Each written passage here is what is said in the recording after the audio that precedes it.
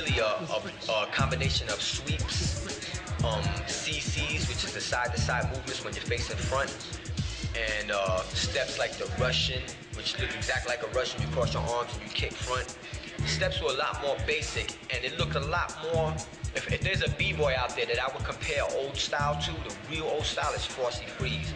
When you see Frosty in like Flashdance and old footage of him, and sometimes he still does it today, when you see his footwork, it doesn't look complete.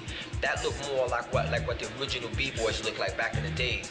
They used to do a style that I hardly see anyone do, which is more like jerky type of. It wasn't like a six-step, you know, this is how it goes. It was a little more sporadic and wild spirit, like boom, freeze and blah, blah, you know what I'm saying? And then with the godfather of hip-hop, myself, Africa Bambaataa, you had what you call the Zulu Kings. I grew up watching more like the Zulu Kings, Beaver. Beaver was like the biggest name in b-boying, period. I mean, you couldn't find nobody better than Beaver until Spy came along and blasted him with Track 2 and the brothers. Everything, all the breaking and stuff like that was considered underground. And so Kool Herc brought everything out into the open.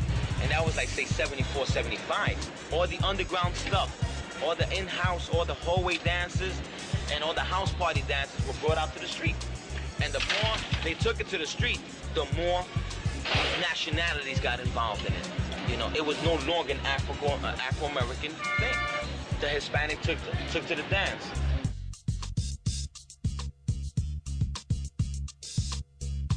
I know for a fact that when I went to some parts, it was rare to see a Puerto Rican dancer breaking.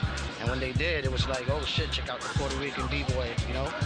A lot of people used to call it like, yo, you know, like the Latinos, you know, Moreno means black, you know, they'd be like, yo, that's that Moreno style, you know, and that's the original style of b-boying. Though black kids invented breaking as we know it, as we understand it, it was the Puerto Rican kids that put breakers on their backs.